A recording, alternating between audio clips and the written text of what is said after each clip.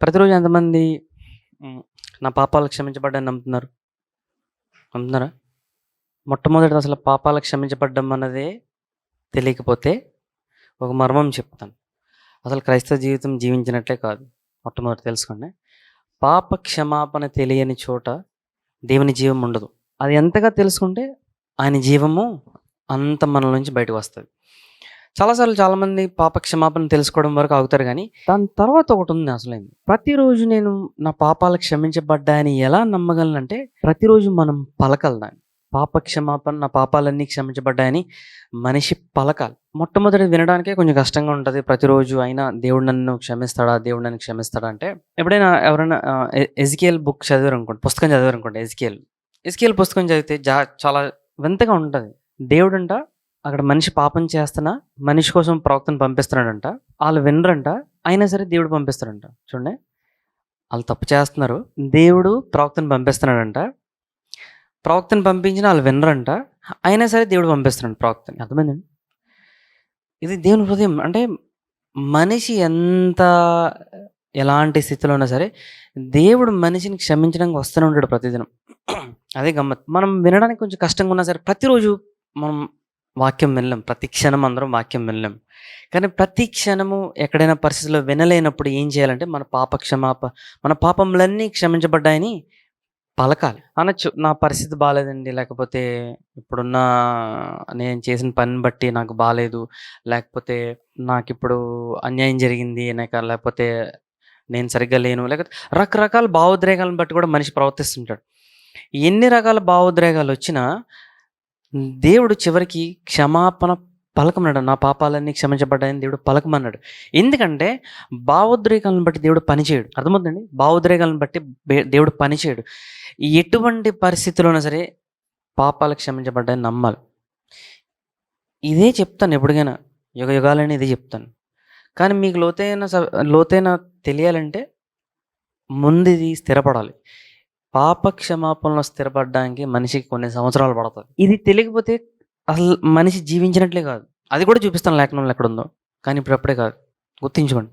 పాప క్షమాపణ తెలియకపోతే అసలు మనిషి జీవించినట్లే కాదు. అంతే. అది బైబిల్‌లో ఉంది. కానీ సరే ఆయన ప్రాముఖ్యంగా మరి ప్రతిరోజు నేను వాక్యం వినాలి. వాక్యం వింటేనే తెలుస్తది పాప క్షమాపణను. లేదంటే పరిస్థితులను బట్టి నా పాపాలు క్షమించబడ్డాయని కూడా నమ్మడం కష్టమే. అందుకే ప్రతిరోజు పలకాలి. పలకడానికి మన భావోద్రేకాలు ఎన్ని రకాల అడ్డొచ్చినా సరే పలకాలి. లేదండి ఇప్పుడు నాకు అనిపించట్లేదు, నా పరిస్థితి బాలేదనుకున్నా సరే పలకాలి దయచేసి. అర్థమైందండి? సరే. భావోద్రేకాలను బట్టి మనిషి మనం ప్రవర్తిస్తుంటా లేదా? అర్థమైంది? భావోద్రేకాలంటే ఫీలింగ్స్. మనం ఫీలింగ్స్ బట్టి మనం నచ్చినట్టు జీవిస్తుంటాం దయచేసి. ఫీలింగ్స్ బట్టి దేవుడు పనిచేయడు దయచేసి. పెట్టింది ఆయన కానీ దాన్ని బట్టి పనిచేయడు ఆయన. అదే గమ్మత్తు. అందుకే చూడండి, రోమీయులకు రాసిన పత్రిక 8వ అధ్యాయం 35వ వచనం చేత చూడండి. రోమీయులకు రాసిన పత్రిక 8వ అధ్యాయం 35వ వచనం. అన్నిటికన్నా ఒక గమ్మత్తైన విషయం చెప్పమంటారా? క్షమాపణ చెప్పడం చాలా కష్టం. నేను చెప్తున్నంత ఇది మనిషి వల్ల అవ్వదు. ఇప్పుడు నేను చెప్తుంది కూడా నా వల్ల కాదు ఇది. ఇప్పుడు చెప్తుంది కూడా ఇది నా వల్ల కాదు. దేవుడు సాయం చేస్తేనే చెప్తున్నాను, లేదా చెప్పలేను నేను. అర్థమవుతుందా? క్షమాపణ అనేది చాలా అది కష్టమైంది భూమి మీద. అందరూ ఏమనుకుంటారు, చేస్తాడులే దేవుడు అనుకుంటారు. కానీ దేవుడు చేసింది ఎంత విలువైందంటే ప్రతిరోజు మనం తెలిసి మనం చేస్తే అప్పుడు అర్థమవుతుంది ఇది ఎంత కష్టమో. చూడండి, రోమీయులకు రాసిన పత్రిక 8వ అధ్యాయం. మనిషి వల్ల అది అందుకు చెప్తాను, దేవుడి వల్లనే అవుతుంది అది.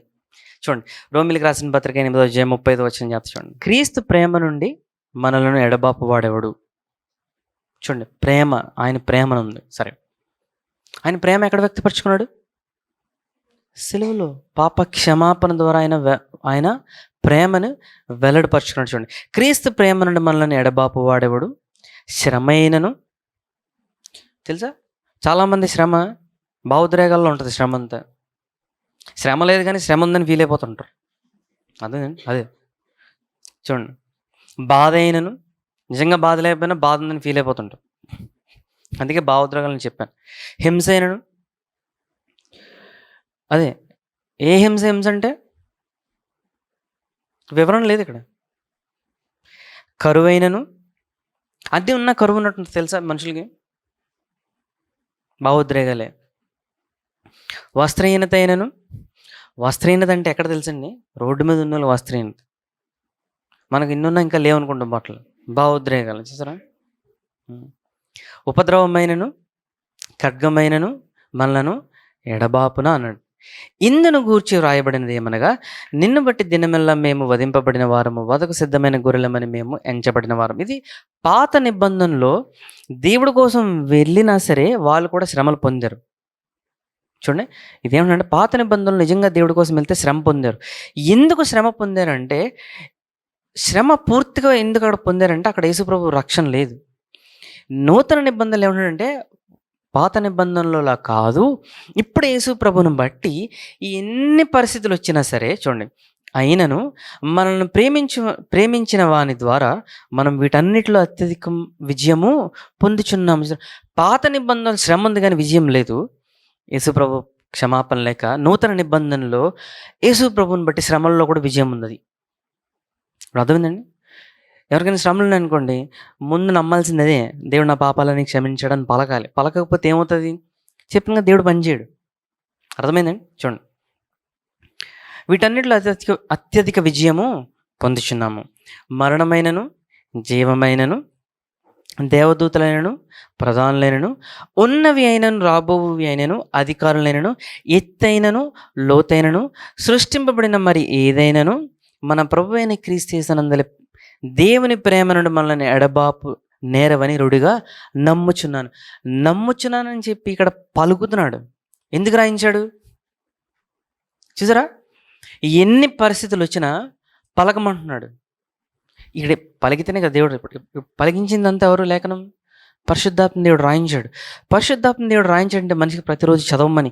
అంటే పరిస్థితులు ఎన్ని వచ్చినా, మన భావోద్రేగాలు, మన పరిస్థితులు, లేకపోతే మన ఆలోచన మీద ఎటువంటి పరిస్థితులు ఉన్నా సరే, మనం నేను పరిశుద్ధంగా ఉన్నాను, నేను పరిశుద్ధంగా లేను. అదేందండి, నేను పరిశుద్ధంగా ఉన్నాను, నేను పరిశుద్ధంగా లేను. ఏ సమయంలో పలకాలి. నేను పరిశుద్ధంగా ఉన్నప్పుడు మాత్రం బాగా పలకాలి. తెలుసుకోండి. ఎందుకంటే దేవుని దృష్టిలో ఎవరు పరిశుద్ధులు కాదు. దేవుని దృష్టిలో అంతా యేసుప్రభుని బట్టే ఉంటుంది మనిషి. అర్థమైందండి? యేసుప్రభుని బట్టే ప్రతిదీ ఉంటుంది. అందుకే మన భావోద్రేగాలు ఒకసారి పైకి వెళ్తుంటే కిందకి వెళ్తుంటే నచ్చినట్టు తిరుగుతుంటాయి. ఏదైనా సరే మొట్టమొదటి తెలుసుకోవాల్సింది అంటే, నా పాపాలని దేవుడు క్షమించాడు అని నమ్మి దాన్ని పలకాలి. చూసారా? అందుకే పౌలు రాస్తాడంటే, ఇవన్నీ ఉన్నా సరే దేవుని ప్రేమ నుండి నన్ను ఏమి విడదలేదంటే, దేవుని ప్రేమ ఎక్కడ కనబడుతుంది? సిలువలో మన పాపాల కొరకు ఆయన చనిపోయాడు, అక్కడ కనబడుతుంది ప్రేమ. అర్థమైందండి? సరే, ఇదంతా రాయించిన తర్వాత ప్రతిరోజు ఎందుకు నేను పలకాలి అన్నది ఒకటి చూపిస్తాను. జ్ఞానం ఎంత కావాలి? ఎంతమంది కావాలి? జ్ఞానం కావాలా? చూడండి, సామెతలు 21వ అధ్యాయం 28వ వచనం చూడండి. కూట సాక్షి, తెలుగులో సరిగ్గా లేదు, ఇంగ్లీష్లో బాగుంటుంది. చూడండి, కూట సాక్షి నశించును అంటే అర్థం ఏంటంటే దొంగ సాక్షి అని అర్థం. కూట సాక్షి దొంగ సాక్షి. ఇంగ్లీష్లో ఉందా? వినివాడు ఎక్కువ మాట్లాడుతూనే ఉంటుంది. ఇంగ్లీష్ చూసారా? చూడండి, తెలుగులో చూడండి, విని మాట్లాడువాడు సత్యం పలుకును. ఇక్కడ విని మాట్లాడువాడు సత్యం పలుకును కాదు. అక్కడ ఎవరు ఎక్కువ వింటే వాళ్ళు ఎక్కువ పలుకుతారంట. ఏం వింటే ఏం పలుకుతారు? ఇక్కడ రాయలేదు. ఇక్కడ సత్యం పలుకుని రాసిన అది కూడా కాదు. ఎక్కువ వింటే ఎక్కువ పలుకుతారంట. ఉందా? అదే ఇంగ్లీష్ బైబిల్ ఉందా? చూసారా? ఇంగ్లీష్ బైబిల్ ఉందా? వినివారు పలుకుతారంట, ఎక్కువ వింటే ఎక్కువ వింటే పలుకుతారని ఉంది. అంటే వినకపోతే పలకరు. ఏం వింటే ఏం పలుకుతారు? పాప క్షమాపణ వింటే పాప క్షమాపణ పలుకుతారు. ఇది దేవుడు జ్ఞానం ఇచ్చాడు. అంటే అర్థం ఏంటంటే వింటే పలకాలి. ఏదో ఉంది అక్కడ. వింటే పలకడం ఏంటి అన్నది చూపిస్తాను. అర్థమైందండి ఇప్పుడు? సరే, అర్థమైంది. పాప క్షమాపణ నమ్మడమే కాదు, పలకడం కూడా ఉండాలి. పలకడం అనేది ఎందుకు ప్రాముఖ్యంగా ఇది చూపిస్తాను చూడండి. సరే, ప్రతిరోజు ఎంతమంది నమ్ముతున్నారు పాపాలను క్షమించబడ్డాయి? నమ్ముతున్నారా? ఎంతమంది పలుకుతున్నారు? ఇదే కష్టం, చేయరు. కానీ చూడండి, చూపిస్తాను దేవుడి జ్ఞానం. సరే, కీర్తనలు 119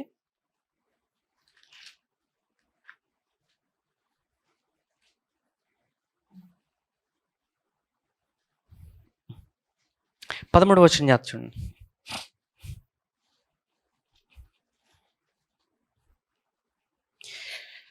ఈ కీర్తన రాసింది ఎవరు? దావీదు కదా. దావీదుకు ఒక వచనం రాశాడు. ఇది నెమ్మదిగా చదివితే అర్థమవుతుంది. దయచేసి వివరణ ఇస్తాను, జాగ్రత్త చూడండి. నీ నోట నీవు సెలవిచ్చిన న్యాయ విధులన్నిటినీ నా పెదవులతో వివరించెదను. ఎవరి నోట్లో నుంచి వస్తున్న మాటలు ఇవి? ఎవరి నోట్ల నుంచి అండి మాటలు ఇవి? చెప్పండి, ఎవరి నోట్ల నుంచి మాటలు? చూడండి 13 వచనం. నీ నోట, దేవునితో అంటున్నాడు, నీ నోట నీవు సెలవిచ్చిన న్యాయ విధులన్నిటినీ నా పెదవులతో వివరించదును. దేవుడు చెప్పింది మళ్ళీ దావీదు ఎందుకు చెప్పాలి? తన సొంతంగా ఏం చెప్పట్లేదు, దేవుడు చెప్పిందే మళ్ళీ పలుకుతున్నాడంట. అంటే దేవుడు మాట్లాడుతుంటే దావీదు వింటున్నాడు, దావీదు దాన్ని పలుకుతున్నాడు. చూసారా, వింటే పలుకుతున్నాడు. ఇప్పుడు దావీదు కానీ దేవుని మాటలు వినకపోతే పలుకుతాడా? పలకడు. కానీ వింటే పలకడం అని రాశాడు వివరణ. సరే, దావీదు దేవుని హృదయానుసారుడు కదా. దావీదు బోల్డ్ ఆపదలు వచ్చాయి. కుటుంబంలో చంపేద్దాం అనుకున్నారు, బయట వాళ్ళు చంపేద్దాం అనుకుంటున్నారు, అందరూ చంపేద్దాం అనుకుంటున్నారు. దావీదు ఎవరు తెలుసా? అభిషేకింపబడిన వ్యక్తి. అభిషేకింపబడిన వ్యక్తిని చంపేద్దాం అనుకుంటున్నారు. ఇంట్లో వాళ్ళు బయట వాళ్ళు అందరూ చంపేద్దాం అనుకుంటున్నారు. ఆయన దావీదు రాశాడు. ఎందుకు రాశాడు తెలుసా? క్షమాపణ తెలిసింది కాబట్టి రాయగలిగాడు, లేకపోతే చాలా కష్టం. చూడండి, అందుకే దావీదు దేవుని హృదయానుసారుడు ఎందుకు అయ్యాడంటే ఎటువంటి పరిస్థితుల్లో సరే క్షమాపణ మాట్లాడతాడు. అదొక్కటే. అందుకే దావీదుకు ఉన్న ప్రత్యేకత ఇంక భూమి మీద ఎవరికి ఇవ్వలేదు. బైబిల్లో ఒకే ఒక పేరున్న మనిషి ఎవరు తెలుసా? దావీదు. ఒకే ఒక పేరున్న మనిషి దావీదే. భూమి మీద ఇంకా బైబిల్లో ఇంకెవరి గురించి అలా లేదు. ఇంకో పేరు లేదు అక్కడ. ఇంకే మనిషికి ఆ పేరు లేదు. ఎందుకంటే క్షమాపణ తెలుసుకుంటే అంత ప్రత్యేకంగా అయిపోతారు ఏ మనిషి అయినా, ఎటువంటి పరిస్థితులు ఉన్నా సరే. చూడండి, అందుకే జాగ్రత్తగా నూతన నిబంధన చదివారు అనుకోండి, దావీదుని చూస్తే కొంత జ్ఞానం వస్తుంది పాప క్షమాపణ గురించి. ఎంతమంది మనుషులు కథలు చూసినా క్షమాపణ కనబడుతుంది, కానీ చివరికి యేసుప్రభుని చూస్తేనే పూర్తిగా పాప క్షమాపణ అర్థమవుతుంది. చూడండి, ఇప్పుడు యేసుప్రభు మాటల్లో కూడా చూపిస్తాను. యేసుప్రభు చాలాసార్లు భూమి మీద వచ్చిన పరిచర్య చేసేటప్పుడు మాట్లాడారు కదా, ఆయన ఎలా మాట్లాడారో చూస్తే అర్థమవుతుంది. ఇక్కడ చూడండి, దావీదు ఏంటంట, దేవుడు మాటలు విని పలుకుతున్నాడంట. ఇక్కడ ఏం పలుకడం ఇంకా చెప్పను, ఆఖరిలో చెప్తాను. అంటే వినివాడు పలుకుతాడన్న ప్రక్రియ ఒకటి ఉంది. ఇక్కడ యేసుప్రభుని చూస్తే కూడా ఈ ప్రక్రియ అర్థమవుతుంది. అర్థమైందండి? జాగ్రత్త చూడండి. యోహాను సువార్త 12వ అధ్యాయం 12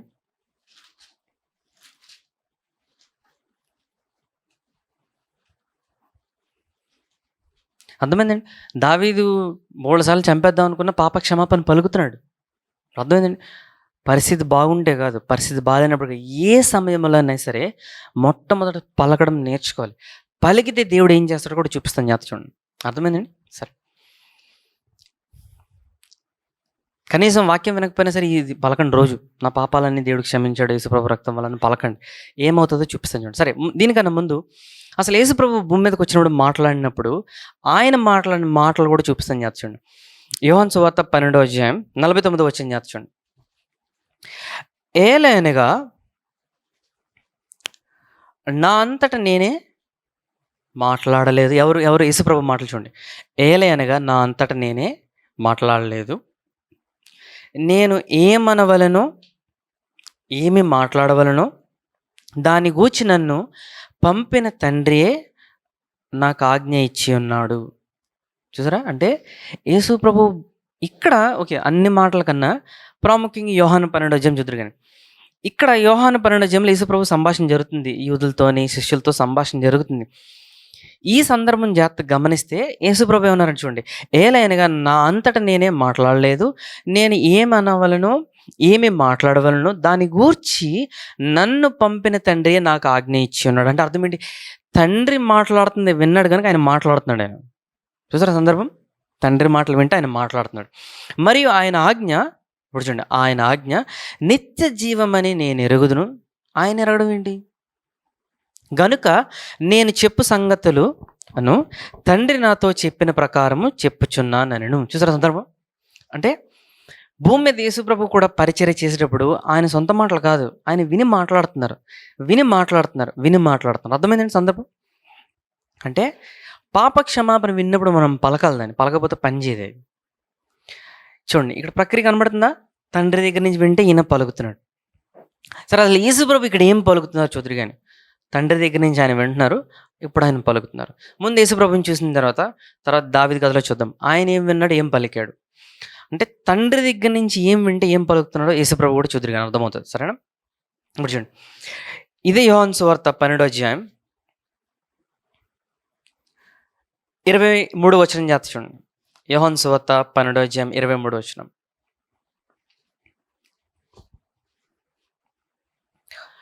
అందుకు యేసు వారితో ఇట్లనెను,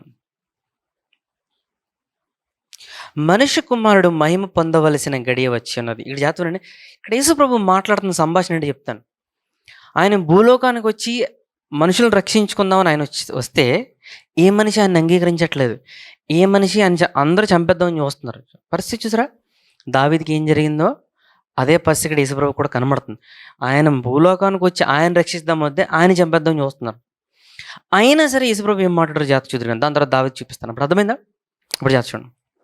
23వ వచనం. అందుకు యేసు వారితో ఇట్లనెను, మనుష్య కుమారుడు మహిమ పొందవలసిన గడియ వచ్చి ఉన్నది. గోధుమ గింజ భూమిలో పడి చావకుండిన ఎడల అది ఒంటిగానే ఉండును, అది చచ్చిన ఎడల విస్తారముగా ఫలించును. చూడండి. అందుకు యేసు వారితో ఇట్లనెను, మనుష్య కుమారుడు మహిమ పొందవలసిన గడియ వచ్చినది. ఏంటి గడియ? ఆయన సిలువలో చనిపోవడం. గోధుమ గింజ భూమిలో పడి చావకుండిన ఎడల అది ఒంటిగానే ఉండును. ఆయన గురించి మాట్లాడుతుంది ఇక్కడ. అది చచ్చిన ఎడల విస్తారముగా ఫలించును. అంటే తన ప్రాణమును ప్రేమించువాడు దానిని పోగొట్టుకొనును, ఈ లోకములో తన ప్రాణమును ద్వేషించువాడు నిత్య జీవము కొరకు దానిని కాపాడుకునని మీతో నిశ్చయముగా చెప్పుచున్నాను. చూసారా? ప్రాణంలో ఏముంటాయి అంటే ప్రాణంలో ఏముంటాయి తెలుసా? భావోద్రేకాలు ఉంటాయి. తెలుసా? మన ప్రాణంలో భావోద్రేకాలు ఉంటాయి. దాని గురించి మాట్లాడుతున్నాడు ఆయన. తన ప్రాణమును ప్రేమించువాడు దానిని పోగొట్టుకొనును, ఈ లోకంలో తన ప్రాణమును ద్వేషించువాడు నిత్య జీవము కొరకు దానిని కాపాడుకునని మీతో నిశ్చయముగా చెప్పుచున్నాను. ఒకడు నన్ను సేవించినడలా నన్ను వెంబడింపవలెను, అప్పుడు నేను ఎక్కడ ఉందునో అక్కడ నా సేవకుడును ఉండును. ఇదంతా ఎవరు మాట్లాడుతున్నారు? యేసుప్రభు మాట్లాడుతున్నారు పాప క్షమాపణ గురించి. ఎవరు మాటలు వింటున్నారు? ఈయన తండ్రి మాటలు విని ఈయన పలుకుతున్నారు. అంటే ఈ భూమి మీద ప్రతి మనిషిని క్షమించడానికి ముందు ఎవరికి ఉంది హృదయం? తండ్రికి ఉంది హృదయం. ఆయన క్షమించాలనుకుంటున్నాడు. ఆయన మాటలు తీసుకొని యేసుప్రభు భూమి మీద మనుషులతో పలుకుతున్నాడు ఆయన. దాని చూడండి. అప్పుడు నేను ఎక్కడ ఉందునో అక్కడ నా సేవకుడు ఉండును, ఒకడు నన్ను సేవించడం నా తండ్రి అతన్ని గణపరచును. ఇప్పుడు నా ప్రాణము కలవరపడుచున్నది, నేనేమందును? తండ్రి, ఈ గడియ తటస్థింపకుండా నన్ను తప్పించుము. అక్కడ ఆయన గురించి మాట్లాడుకుంటున్నాడు ఆయన. అయినను ఇందుకోసమే నేను ఈ గడియకు వచ్చి తిని, తండ్రి నీ నామం మహిమపరచుమని చెప్పును. అంతటా నేను దానిని మహిమపరిచితిని, మరలా మహిమపరతును అని ఒక శబ్దం ఆకాశం నుండి వచ్చింది. ఇక్కడ సంభాషణ చూడండి. ఇక్కడ యేసుప్రభు ఏం చెప్తున్నారు? ఆయన భూలోకానికి వచ్చి పాప క్షమాపణ గురించి మాట్లాడుతున్నాడు. ఆయన ఈ 12వ అధ్యాయంలో ఆయన మరణం మాట్లాడుతున్నారు కదా. ఇదంతా ఆయన సొంత మాటల, తండ్రి చెప్పిన మాటలు ఆయన పలుకుతున్నాడా? తండ్రి చెప్పిన మాటలు ఆయన పలుకుతున్నాడు. ఏ పరిస్థితిలో ఏ మనిషి ఆయన అంగీకరించకపోయినా ఆయన పాప క్షమాపణ గురించి మాట్లాడుతున్నాడు ఆయన. చూసారా? అంటే ఏం వింటామో అదే పలుకుతామన్న ప్రక్రియ దేవుడు ఇక్కడ ఉంచాడు. యేసుప్రభు కూడా చివరికి అదే చేశారు. ఆయన తండ్రి దగ్గర విన్న మాటలు ఆయన పలుకుతున్నాడు. ఆయన సొంతంగా ఏం పలకట్లేదు. అర్థమైందండి? ఇప్పటికీ అంతమందికి అర్థమైంది ప్రక్రియ ఉందా? సరే, ఇది ఎందుకు ఇంత వివరణ చూపిస్తున్నానంటే, మొట్టమొదటి నమ్మడం చాలా కష్టం. అంత సులువేం కాదు. రెండోది నమ్మి పలకడం ఇంకా కష్టం. మూడోది అసలేం చెప్పమంటారా? ఎక్కువ పాప క్షమాపణ నమ్మితే ఆ స్థలం నుంచి వెళ్ళిపోతారు. తెలుసా? ఎంతమందికి అర్థమైంది అన్నమాట? ఎంతమందికి అర్థమైందా? మొట్టమొదటి నమ్మడం కష్టం, రెండోది పలకడం కష్టం, అది పాప క్షమాపణ ఎక్కువ చెప్పిన చోట మనిషి ఉండలేడు. తెలుసా? ఎంతమంది తెలుసు? తెలుసా తెలీదా? ఎక్కువ క్షమాపణ చెప్తే మనిషి తట్టుకోలేడు, పారిపోతాడు అక్కడి నుంచి. నిజం. ధర్మశాస్త్రం బట్టి పారిపోడు మనిషి, క్షమాపణ ఎక్కువైతే పారిపోతాడు. తెలుసుకోండి, నిజం. అంత పరిశుద్ధాత్మ దేవుడు సాయం చేస్తేనే అది నమ్మగలం, పలకగలం, చెప్పగలం. కానీ దేవుడు ఏమంటాడంటే పాప క్షమాపణ లేని చోట ఆయన మహిమ ఉండదు. అక్కడ ఇక్కడంతా మాట్లాడుతుంది మరణమేనా? మహిమ మరణము, మహిమ మరణము. మనుషులు తీసుకోలేకపోయారు అక్కడ. అర్థమవుతుందండి? సో ఇది చాలా ప్రాముఖ్యం. మనిషి అసలు పాప క్షమాపణ లేకపోతే మనిషి జీవించినట్లు చివరికి చూపిస్తాను చూడండి. సరే, ఇప్పుడు అర్థమైందా? ఇది ఎవరి జీవితము? యేసు ప్రభు జీవితం. అంటే దేవుడు మనిషిని ప్రేమించి ఎంతవరకు వెళ్తున్నాడో అర్థమవుతుందా చివరికి? సరే, ఇదంతా ఎవరు తెలుసుకుంటారు తెలుసా భూమి మీద? దావీదు ఒకటే తెలుసుకున్నాడు, బాగా దావీదు ఒకటే తెలుసుకున్నాడు. అది దావీదు రాసిన లేఖనంలో చూపిస్తాను. ఇప్పుడు అర్థమైందండి? ఎంతమందికి అర్థమవుతుందా? సరే, కీర్తనలు ఇప్పుడు చూడండి 40. అందుకే భావోద్రేకాలను పట్టించుకోవద్దు, పలకండి. మాట ఇచ్చిన తర్వాత మాట పలుకుతూ ఉండాలి మనం. నేను ఎలాగున్నాను, అవతలలో ఎలాగున్నారు, నా పరిస్థితి ఏంటి, నేనేంటి, మన గురించి ఎక్కువ ఆలోచిస్తే నిరాశ ఉంటుంది, ఏమి ఉండదు. మన ఇటువంటి పరిస్థితి పలకాలి. సరే చూడండి, కీర్తనలు 40 చూడండి. ఇది ఎవరు రాశారు? దావీదు కీర్తనలు 45వ వచనం జాత చూడండి. యెహోవా నా దేవా, నీవు మా ఎడల జరిగించిన ఆశ్చర్యక్రియలను, మా ఎడల నీకున్న తలంపులను బహు విస్తారములు, వాటిని వివరించి చెప్పేదననుకొంటినా అవి లెక్కమించి ఉన్నవి, నీకు సాటి అయిన వాడొకడును లేడు. ఇదంతట్లో జాగ్రత్త విన్నారనుకోండి. చూడండి, వాటిని వివరించి చెప్పుదననుకొంటినా. చూడండి, ఏంటంట పలకాలనుకుంటున్నాడంట. దేవుడు చేసిన మేళ్ళు పలకాలనుకుంటున్నాడంట మనిషి దావీదు. అతి ప్రాముఖ్యమైన మేలుటి ఇక్కడ చూపిస్తాను చెప్తాను, చూసారా? ఇప్పుడు అర్థమవుతుంది దావీదు ఏం పలకాలనుకుంటున్నాడో. దేవుని మేలు అంట. దేవుని మేలు తను వినడము అనుభవించడం జరిగింది. అతి ప్రాముఖ్యమైన మేలు గురించి మాట్లాడాలనుకుంటున్నాడంట. ఈ మేలు అంటే చూద్దరు కానీ చూడండి. బలులైనను నైవేద్యములైనను నీవు కోరుటలేదు. పాపక్షమాపణ అర్థమైతే లేఖనం ఎందుకుందో కూడా అర్థమవుతుంది. చూడండి, నీవు కోరుటలేదు, నీవు నాకు చెవులు నిర్మించి ఉన్నావు, దహన బలులైనను పాప పరిహారార్థ బలులైనను నీవు తెమ్మనలేదు. అప్పుడు పుస్తకము చుట్టలో నన్ను గూర్చి వ్రాయబడిన ప్రకారము నేను వచ్చి ఉన్నాను. నా దేవా, నీ చిత్తము నెరవేర్చుటకు నాకు సంతోషము, నీ ధర్మశాస్త్రము నా అంతరంలోనున్నది. నా పెదవులు మూసుకొనక మహాసమాజంలో నీతి సువార్తను నేను ప్రకటించి ఉన్నానని నేనంటిని. చూసారా? మళ్ళీ ఏంటి మధ్యలో కిందకు వచ్చారు, నీతి సువార్త గురించి ప్రకటిస్తారంట. మేలులని మొదలుపెట్టి కిందకు వచ్చేసరికి నీతి సువార్త ప్రకటిస్తానండి. సరే, దాని తర్వాత చూడండి, యెహోవా అది నీకు తెలిసి ఉన్నది, నీ నీతిని నా హృదయంలో నుంచుకొని నేను ఊరకుండలేదు, నీ సత్యమును నీ రక్షణను నేను వెల్లడి చేసి ఉన్నాను, నీ కృపను నీ సత్యమును మహాసమాజమునకు తెలుపుక నేను వాటిని మరుగ చేయలేదు. చూడండి, జాగ్రత్త. మేలులు దేవుని మేలు అంట ప్రకటిస్తానని చెప్పి అంటే మేలులు విన్నాడు కాబట్టి మాట్లాడతానంటున్నాడు, అనుభవించాడు కాబట్టి మాట్లాడతానంటున్నాడు. మాట్లాడి కిందకు వచ్చేసరికి దేవుని నీతి గురించి, దేవుని రక్షణ గురించి మాట్లాడతానంటున్నాడు. దేవుని నీతి, దేవుని రక్షణ అంటే ఏంటి చెప్పండి? నా పాపాలన్నీ క్షమించబడి నన్ను నీతిమంతుడిగా చేశాడు, దాని గురించే చెప్తానంటున్నాడు. ఎక్కడి నుంచి వింటున్నాడు ఇది? దేవుడి దగ్గర నుంచి. పాత నిబంధనలను దావీదు వింటున్నాడు. అందుకే దావీదు పలికిన మాటలు ఏంటంటే దేవుని హృదయానుసారుడు, అంటే దేవుని హృదయంలో పాపక్షమాపణ ఉంది, అది వింటున్నాడు, అదే పలుకుతున్నాడు. అందుకే దావీదు అర్థం కాదు. దావీదు కీర్తనలు ఎందుకు అర్థం కాదంటే పాపక్షమాపణ అర్థమైతే కీర్తనలన్నీ అర్థమవుతాయి. చూసారా? ఇదంతా ఉంది కదా, ఇది ఎవరి కోసం రాయబడింది తెలుసండి? దావీదు ఇదంతా చెప్పాడు కదా, ఎవరి కోసం రాశాడు తెలుసా? దావీదు కూడా యేసు ప్రభు గురించి రాశాడు. చూపించమంటారు ఎక్కడుందో? చూసారా? అంటే పాత నిబంధనలోనే యేసు ప్రభు గురించి తండ్రి దగ్గర నుంచి వింటున్నాడు దావీదు.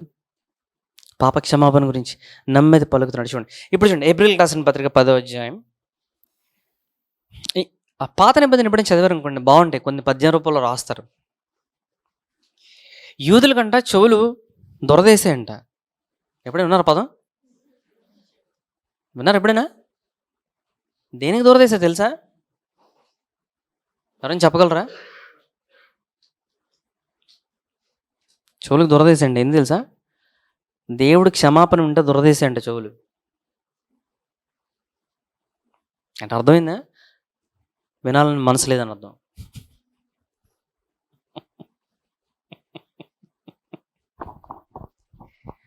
క్షమాపణ వినాలని మనసు లేదనుకోండి, పాత నిబంధనలు ఉన్నారు ఆల్రెడీ. సరే, హెబ్రీయులకు రాసిన 10వ అధ్యాయం చూడండి, బాగుంటుంది. దేవుడు కూడా వెటకారం ఉంటుంది తెలుసా? పదజాలం ఉంటుంది. హెబ్రీయులకు రాసిన పత్రిక 10వ అధ్యాయం 4వ వచనం చూడండి. చూడండి, ఏలయనగా ఎడ్ల యొక్కయు మేకల యొక్క రక్తము పాపములను తీసివేయట అసాధ్యమంట రాసి, కాబట్టి ఆయన ఈ లోకమందు ప్రవేశించినప్పుడు ఇలాగ చెప్పుచున్నాడు. ఎవరు? యేసు ప్రభు మాట్లాడుతున్నారంట. చూడండి, ఇప్పుడు ఎవరు మాట్లాడుతున్నారంట? యేసు ప్రభు మాట్లాడుతున్నారట. బలియు అర్పణ నీవు కోరలేదు కానీ, ఇది ఎక్కడ వచనం? ఇది కీర్తన 40లో చూడండి. నాకొక శరీరము అమర్చితివి, పూర్ణ హోమములను పాప పరిహార్థ బలులను నీకు ఇష్టమైనవి కావు. అప్పుడు నేను గ్రంథపు చుట్టలో నన్ను గూర్చి వ్రాయబడిన ప్రకారము దేవా, నీ చిత్తము నెరవేర్చుటకు ఇదిగో నేను వచ్చి ఉన్నానంటిని.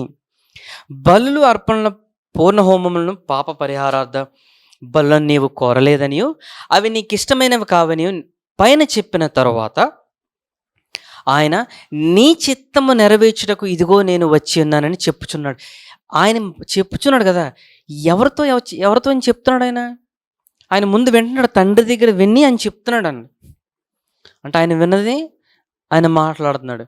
ఏం మాట్లాడుతున్నాడు చూడండి, నీ చిత్తము నెరవేర్చడానికి ఇదిగో నేను వచ్చి ఉన్నానని చెప్పుచున్నాడు. ఏంటంట? ఇవన్నీ ధర్మశాస్త్రం చొప్పున అర్పింపబడుచున్నవి, ఆ రెండవ దాన్ని స్థిరపరచుటకు మొదటి దాన్ని కొట్టివేయించున్నాడు. అంటే ఇక్కడ ధర్మశాస్త్రం కృప గురించి మాట్లాడుతున్నా. అంటే ధర్మశాస్త్రం కింద పూర్తి పాప క్షమాపణ లేదు, కృప కింద పూర్తిగా పాప క్షమాపణ ఉందని నేను చెప్తున్నాను. నేను రాసి, యేసుక్రీస్తు యొక్క శరీరము ఒక్కసారి అర్పింపబడుట చేత ఆ చిత్తమును బట్టి మనము పరిశుద్ధ పరచబడి ఉన్నాము. చూసారా ఏమర్థమవుతుంది ఇక్కడ? యేసు ప్రభు ఆయన మాట్లాడుతున్న మాటలలో కూడా పాప క్షమాపణ గురించి రాయబడింది. ఇది దావీదు తెలుసుకున్నాడు, దావీదు పలికాడు. నూతన నిబంధనలో హెబ్రీయులకు రాసిన పత్రిక ఇదే రాయబడింది. ఇప్పుడు అర్థమైంది చూసారా? ప్రతిరోజు పాప క్షమాపణ వినడం, పలకడం చాలా ప్రాముఖ్యం. సరే, ఆఖరిగా దావీదు గురించి ఇంకొంచెం వివరణ ఇచ్చి ఆపేస్తాను. ఇప్పుడు అర్థమైందండి? సరే, ఇదంతా ఎవరి మాటలు? ఇవి నా మాటలా? పరలోకమందున తండ్రి మాటలా? పరలోకమందున తండ్రి మాటలు దావీదు పలికాడు, తర్వాత యేసు ప్రభు కూడా అదే పలికారు, తర్వాత పౌలు కూడా అదే రాయించాడు, అదే రాశాడు. ఇప్పుడు చేస్తాడు. మనిషి పరిస్థితి బాగాలేదనుకోండి, ఉదాహరణకి మీ పరిస్థితి బాగాలేదనుకోండి, ఏ పరిస్థితి అయినా అవ్వచ్చు, ఎలాంటి పరిస్థితులు అయినా సరే ఈ మాట ఎందుకు పలగాలో చూపిస్తాను, చూపించి ముగిస్తాను. అర్థమైందండి? సరే, కీర్తనలు 119 చూడండి, 9వ వచనం. కీర్తనలు 119:9. ఇది నెమ్మదిగా చదువుతాను, చూడండి. యవనస్తులు దేని చేత తమ నడతను శుద్ధిపరచ కొందరు. జాగ్రత్త చదివారు అనుకోండి, మళ్ళీ చదువుతాను చూడండి. యవనస్తులు దేని చేత తమ నడత శుద్ధిపరచు కొందరు. దీన్ని ఎలాగైనా వాడచ్చు. దీన్ని ఎలా వాడతాను నేను చెప్తాను నేను. అర్థమైందండి? దీన్ని ఎలాగైనా వాడచ్చు, దీన్ని ఎలా వాడతాను నేను చెప్తాను. యవన వయసు దాటిన తర్వాత ఇది పనిచేస్తుందో పనిచేయలేదు నాకు తెలియదు. మరి అర్థమైందండి? ఇది జ్ఞానం, నిజం. నా పుస్తకాలు, పాత నిబంధనల పుస్తకాలు చదవండి. దేవుడు చెప్పి చెప్పి చెప్పి ఓ సమయంలో వదిలేస్తారు తెలుసా మనిషిని. తెలుసా తెలియదు? దయచేసి కృపాకాలంలో కూడా జరుగుతుంది, జరగదు అనుకోకండి. దేవుడు కొంతకాలం చెప్పి చెప్పి చెప్పి వదిలేస్తాడు ఓ సమయంలో. వదిలేయడం అంటే అర్థం అంటే మనల్ని విడివడు. మనల్ని ఇప్పుడు ఉదాహరణకి పెళ్ళయింది అనుకోండి, భార్య చెప్పి చెప్పి చెప్పి చెప్పి ఓ సమయంలో చెప్పడం మానేస్తుంది. అర్థమైందా? పక్కన ఉంటుంది కానీ చెప్పదు. భార్య చెప్పలేదు అనుకోండి, దేవుడు పని చేయడు. ఈ మర్మం తెలియదు చాలామంది. నిజం, నా అబద్ధం ఆటలేదు. లేఖనంలో చూపించమంటే కూడా చూపిస్తాను. అర్థమైందా? మన జీవితంలో దేవుడు అన్ని ఎదురుగా పెడతాడు. కొత్తగా ఈయన తేడా దేవుడు. ఆయన చెప్పి చెప్పి ఒక సమయంలో చెప్పడం, ఎందుకంటే యూదులను జాగ్రత్తగా గమనించండి. ఎడారిలో 40 సంవత్సరాలు దేవుడు ఓపికగా పట్టాడు. ఎందుకు పట్టాడు తెలుసా ఓపిక? ఎవరైనా చెప్పగలరా? ఎడారిలో ఇశ్రాయేలు 40 ఏళ్ళు ఎందుకు తిరిగారో తెలుసా? ఒక తరం వినకపోతే ఆ తరం అంతమయ్యేదాకా దేవుడు పని చేయడు. తెలుసా? 40 ఏళ్ళు ప్రయాణం చేసి 20 ఏళ్ళ వయసులోప్పుడే వెళ్ళారంట కనాన్ దేశంలోకి. ఆ పైబడిన వారు ఎవరు వెళ్ళలేదు. ఎందుకు రాశాడు అది? ఎందుకు చెప్తున్నానంటే జాగ్రత్త వినండి, భయపడ్డాను కాదు, నిజం చెప్తున్నాను. పాప క్షమాపణ నమ్మకపోతే ఒక సమయంలో దేవుడు పని చేయడు. ఇది అసలైన కారణం. మన భక్తి బట్టి దేవుడు పనిచేయడు, మన ప్రార్థన చేయలేదని చెప్పి దేవుడు పనిచేయడు కాదు, మనం ఏం చేస్తే పని చేయడం అన్నది కాదు. అక్కడ ఒకే ఒకటి, పాప క్షమాపణ నమ్మడం మానేస్తే దేవుడు పని చేయడం ఆపేస్తాడు. దీనికి భయపడండి దయచేసి. ప్రార్థన చేయలేదు, బైబిల్ చదవలేదు, సినిమాలు చూసాం, దేవుడు పని చేయడు, వాటి గురించి కాదు. పాప క్షమాపణ నమ్మడం మానేస్తే దేవుడు పని చేయడం మానేస్తాడు. చూడండి, ఎందుకంటే విలువ ఎక్కడుంది?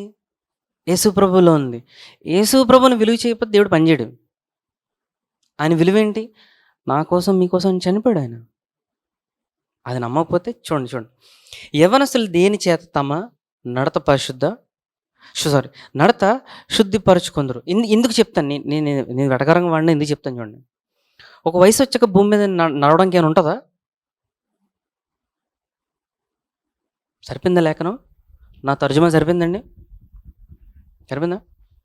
వృద్ధాప్యంలో దేవుడు యవ్వనంలో దేవుడు నడిపిస్తాడు ఈ భూమి మీద ఏం చేయాలో. 100 ఏళ్ళు వచ్చాక దేవుడు నడిపించడు ఏం చేయాలో. చూసారా? అర్థమైంది? సరిపోయిందా? తర్జుమా సరిపోయింది. చూడండి, యవ్వనస్తులు దేని చేత తమ నడతను శుద్ధిపరచుకుందరు. సో ఇప్పుడు అంత వయసు అయిపోయిందండి, నేను ఇప్పుడు యేసుప్రభుని తెలుసుకున్నాను అనుకోండి, వాళ్ళని భయపెట్టట్లేదు. అప్పుడు కూడా దేవుడు నడిపిస్తాడు, కంగారు పడకండి. ఇది మాట్లాడుతుంది ఏంటంటే అదే పనిగా దేవుని క్షమాపణ తృణీకరిస్తే జరిగే విధానం మనం మాట్లాడుతున్నాం. అర్థమైందండి? జాగ్రత్తగా 3-4 వారాల క్రితం వెళ్తే ఏ వయసులో నమ్ముకున్నా సరే దేవుడు ఆ మనిషిని లేవనెత్తాడని చెప్పాను. అర్థమైంది? మళ్ళీ దానికి దీనికి వ్యతిరేకంగా వెళ్ళట్లేదు. ఇక్కడ చెప్తుంది కొన్ని సంవత్సరాల నుంచి ఉండి క్షమాపణ నమ్మకపోతే జరిగే విధానం. చూడండి, మళ్ళీ ఇది పాప క్షమాపణ గురించి ఉంటుంది. చూడండి, జాగ్రత్త విందరు కానీ, నీ వాక్యం బట్టి దానిని జాగ్రత్తగా చూచుకొనుట చేతనే కదా. చూడండి, వాక్యంలో ఏముంటుంది ప్రాముఖ్యంగా? క్షమాపణే. చూడండి, నా పూర్ణ హృదయంతో నేను నిన్ను వెతికి ఉన్నాను, నన్ను నీ ఆజ్ఞలను విడిచి తిరగనీయకము. నీ ఎదుట నేను పాపము చేయకుండానట్లు నా హృదయంలో నీ వాక్యము ఉంచుకొని ఉన్నాను. యెహోవా, నీవే స్తోత్రము నొందదగిన వాడవు, నీ కట్టడలు నాకు బోధించుము. నీ నోట నీవు సెలవిచ్చిన న్యాయ విధులన్నిటినీ నా పెదవులతో వివరించదును. మొదట ఎక్కడ ప్రారంభమైంది? పాప క్షమాపణ ప్రారంభమై ఇక్కడ నువ్వు చెప్పినవని నేను పలుకుతాను అంటున్నాడు. చూసారా? సర్వ సంపదలు దొరికినట్లు నీ శాసనములను మార్గమును బట్టి నేను సంతోషించున్నాను. చూడండి, ఇక్కడ అసలేంది బాగుంటుంది. చూడండి, నీ ఆజ్ఞలు నేను ఇంగ్లీష్లో ఇంకా బాగుంటుంది. నీ ఆజ్ఞలు నేను ధ్యానించడం అంటే అర్థం ఏంటి? నెమరవేయడమే. ఆజ్ఞలు అని ఉంది కానీ ఇంగ్లీష్లో జాతక టీచింగ్స్ అని ఉంటుంది. అంటే అర్థం ఏంటి? ఎవరో బోధిస్తున్నారు మనకి, ఆ బోధన మనం ఏం చేస్తున్నాం? నెమరు వేస్తున్నాం. ఈ పైన బోధ అంతా ఏంటి? పాపక్షమాపణ గురించి బోధ. చూడండి, నీ త్రోవలను మన్నించెదను, నీ కట్టడలను బట్టి నేను హర్షించెదను, నీ వాక్యము నేను మరొక ఎందును. చూసారా? ఎంతట్లో దావీదు ఏం చేశాడంటే పలుకుతున్నాడంట. దేవుడు ఏం చెప్పాడు అది పలుకుతున్నాడంట. ఇక్కడ దేవుడు ఏం చెప్తున్నాడు దావీదుకి? పాప క్షమాపణ గురించి చెప్తున్నాడు అంతే. ఇప్పుడు అర్థమైందండి?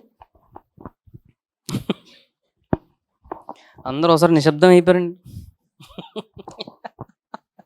క్షమాపణ ఇంకా భార్య మాట దగ్గర ఉండిపోయారండి కొంప తీసి. అది మాత్రం నిజం. ఇది నేనే అబద్ధం ఆడట్లేదండి. అబద్ధం కాదని చెప్తుంది. చూపించమంటే ఈరోజు ఏదో రోజు కూర్చొని వివాహం మీద మొత్తం చెప్పేస్తాను. ఎప్పుడు చెప్తాను చెప్పను, అప్పుడు అర్థమైపోద్ది దేవుడు ఎలా పని చేస్తాడు. సరే, ఇప్పుడు అర్థమైందండి. చూసారా దావీదు ఏం చేస్తున్నాడంట? దేవుని మాటలు పలుకుతున్నాడంట, ధ్యానిస్తున్నాడంట. దేని గురించి ధ్యానం? అతి ప్రాముఖ్యంగా పాప క్షమాపణ గురించి. సరే, ప్రతిరోజు నేను పాప క్షమాపణ పలకడం వలన అసలు నాకు జీవితంలో ఏమవుతుందో ఇప్పుడు చూపిస్తాను చూడండి. కీర్తనలో 103 2వ వచనం చూడండి. నా ప్రాణమా యెహోవాను సన్నతించుము, ఆయన చేసిన ఉపకారంలో దేనిని మరువకొన్నాడు కదా. ఇక్కడ కీర్తనలో 119 16వ వచనం చూడండి. నీ కట్టడలను బట్టి నేను హర్షించేదను, నీ వాక్యము నేను మరువక ఇందును. ఈ మరువక ఇందులో ఏముంది? సందర్భం అంతా పాపక్షమాపణ. ఇక్కడ చూడండి. నా ప్రాణమా యెహోవాను సన్నతించుము, ఆయన చేసిన ఉపకారంలో దేనిని మరుకు. చూడు, ఉపకారంలో అంటున్నాడు ఇక్కడ. ఏం మరొకుంటే మొట్టమొదటి ఆయన నీ దోషములన్నిటినీ క్షమించేవాడు, నీ సంకటములన్నిటినీ కుదుర్చేవాడు. సంకటములన్నిటిని అంటే అర్థం ఏంటంటే, సరే, పాపము చేసామన్న భారం ఉంటుంది చూసారా, అర్థమైందా? పాపము తప్పు చేశామన్న భారం ఉంటుంది చూసారా, దాని గురించి మాట్లాడుతున్నాడు. అర్థమైంది? తప్పు చేసామన్న భారం ఉంటుంది చూసారా, ఆయన నీ దోషములన్నింటినీ క్షమించేవాడు, నీ సంకటములన్నింటినీ కుదుర్చేవాడు. ఇక్కడ దోషం ఉంది చూసారా, దోషము, నీ దోషములు మాట్లాడుతుంది ఏంటంటే తప్పు చేసామన్న బాధ. ఇక్కడ నీ సంకటములు అంటే అర్థం ఏంటి? పాపం వల్ల వచ్చే జబ్బులు. మరి యేసుప్రభు శిలువలో తీసుకున్నారు కదా అంటే, ఇప్పుడు పాపం వల్ల జబ్బులు రావు, పాపం చేసామన్న బాధతో జబ్బులు వస్తాయి. అది అర్థం అక్కడ.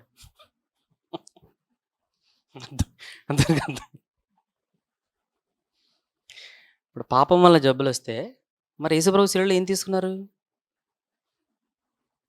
పాపం తీసుకున్నాడు కదా. మళ్ళీ జబ్బులు ఎక్కడి నుంచి వస్తున్నాయి?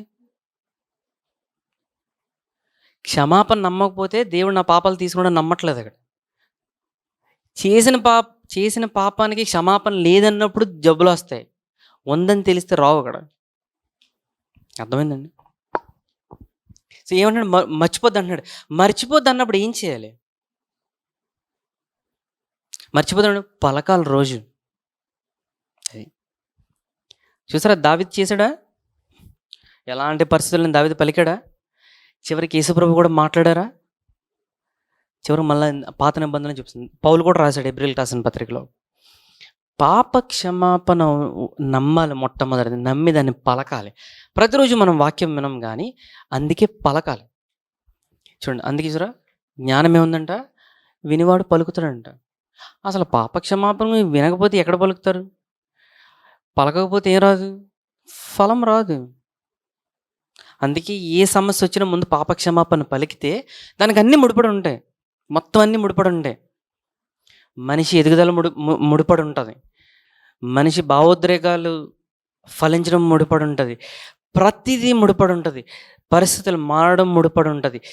ఏదైనా మారాలి అంటే మొట్టమొదటి చేయాల్సింది పాప క్షమాపణ ఉందని పలకాలి యేసుప్రభు రక్తం వల్ల. అందుకే దావీదుకి ఎన్నిసార్లు అభిషేకం పడ్డాడు తెలుసా అండి? దావీదు ఎన్నిసార్లు అభిషేకం పడ్డాడు తెలుసా? 3 సార్లు. 3 సార్లు అభిషేకింపబడ్డాడు. 3 సార్లు అభిషేకింపబడ్డం కారణం ఏంటో తెలుసా? ప్రతి సమయంలో పాప క్షమాపణ ప్రాముఖ్యంగా తెలుసుకున్నాడు. తెలుసుకున్న తర్వాత 3 సార్లు అభిషేకం అంటే 3 అంతలు ఎదిగిపోయాడు. అలాగా ఆపద లేదంటే ఆపద ఉంది. మొదట అభిషేకం ఇచ్చినప్పుడే చంపేద్దాం అనుకున్నారు. రెండోసారి ఇంకోళ్ళు చంపేద్దాం అనుకుంటున్నారు. మూడోసారి ఇంకోళ్ళు చంపేద్దాం అనుకుంటున్నారు. అంటే భూమి మీద పాప క్షమాపణ ఎక్కడ తెలిస్తే చంపేద్దాం అనుకుంటారు అక్కడ. నిజం. అది జరిగే గుణం అది. ఎందుకంటే మనిషి తీసుకోలేడు. యేసుప్రభువునే చంపేశారండి మనుషులంతా. ఆయన వచ్చిందేంటి? క్షమాపణ చెప్పడానికి. మొట్టమొదట తెలుసుకోవాల్సింది పాప క్షమాపణ. నా పాపాలన్నీ క్షమించబడ్డాయని నమ్మాలి. 2 పలకండి దయచేసి ప్రతిరోజు. పలికినప్పుడు ఏమవుతుందంటే, ఏదైనా తప్పు చేశామన్న భారం మన మీద ఉందనుకోండి, భారం పోతుంది. ఈ ఈ భూలోకంలో జబ్బులొచ్చే కారణం ఏంటో తెలుసా? నేను తప్పు చేశానన్న ఆలోచించాలని జబ్బులు తెచ్చుకుంటారు. ఈ ఆలోచన వదలని దేవుడు ఏంటంటే నీకు క్షమించబడ్డని దేవుడు నమ్మంటున్నాడు. నమ్మాలంటే పలకాలి ప్రతిరోజు. ఆమేన్. ఈ సమయంలో రొట్టె దర్శనం పాల్పంచుకుందాం. ఈ రొట్టె దేవుని కుమారుని యొక్క శరీరానికి సాదృశ్యంగా ఉన్నది. ఈ సమయంలో బలహీనంగా ఉన్నారా, మానసికంగా, శారీరకంగా, ఎటువంటి పరిస్థితి కుటుంబంలో కానీ వ్యక్తిగతంగా కానీ పరిస్థితి బాలేదా, ఆయన మన పాపములన్నీ తీసుకొని శిక్ష పొంది ఇక ఎన్నడూ నా జీవితంలో మీ జీవితంలో శిక్ష లేదంట. ఆయన పొందిన దెబ్బల ద్వారా మనకు స్వస్థత కలిగిందంట. నమ్మి ఆయన శరీరంలో పాల్పంచుకోండి.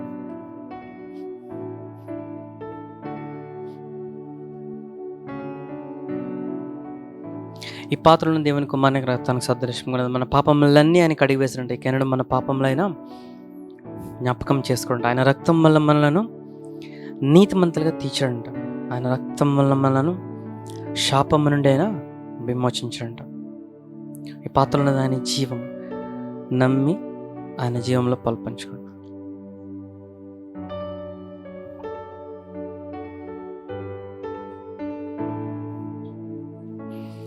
ప్రేమను పలుకు తండ్రి, ఆయన మీరు మమ్మల్ని ఎంతగానో ప్రేమించి మీ ప్రియకుమారుడు ఇచ్చినందుకు వందనాలు చెల్లిస్తాం. ఆయన సమస్తం మీ ప్రియకుమారుని బట్టి మేము కలిగి ఉన్నందుకు వందనాలు చెల్లిస్తున్నాం. నేను విన్న వాక్యం ప్రతి ఒక్క హృదయంలో లోతుగా నాటబడినైనా వారమంతానైనా ఎటువంటి పరిస్థితులున్నా, ఎటువంటి సందర్భాలున్నా, ఎటువంటి ఏ విషయమైనా సరే నేను ప్రతి విషయంలోనైనా మీరు మా పాపాలన్నీ క్షమించారన్న అని నమ్మి పలికే జ్ఞానము కృపను విడుదల చేయమని ప్రార్థన చేస్తున్నాం. నేను ఉద్యోగాల్లో, వ్యాపారాల్లో, కుటుంబ విషయాల్లో, ప్రతి విషయంలోనైనా ఎటువంటి అలజడునైనా గద్దించినైనా మీ సమాధానం విడుదల చేయమని ప్రార్థన చేస్తున్నాం. నేను సమయంలో ఎవరైనా బలహీనంగా ఉంటేనైనా మీ అభిషేకాన్ని విడుదల స్వస్థపరచమని ప్రార్థన చేస్తున్నాం. నేను వారమంతా మీ దేవతలకు అపదలించమని ప్రార్థన చేస్తున్నాం. అయినా ఏ పరిస్థితుల్లో ఉన్నా సరే నైనా ప్రతి దినము మీ కృపయందు ఆనందించే జ్ఞానం విడుదల చేయమని ప్రార్థన చేస్తున్నాం. నేను మరలా మేమంతా సాహసంగా కూడి వచ్చేందుకు ప్రతి దినము మీ అందాన్ని కృపను దయచేయమని యేసు నామములో అడిగి వేడుకుంటున్నాం తండ్రి. ఆమేన్. యెహోవా నిన్ను ఆశీర్వదించును కాపాడును గాక. యెహోవా నీకు తన సన్నిధి ప్రకాశింపచేసి కరుణించును గాక. యెహోవా నీ మీద తన సన్నిధి కాంతి ఉదయింపచేసి నీకు సమాధానం కలుగజేయును గాక. ఆమేన్.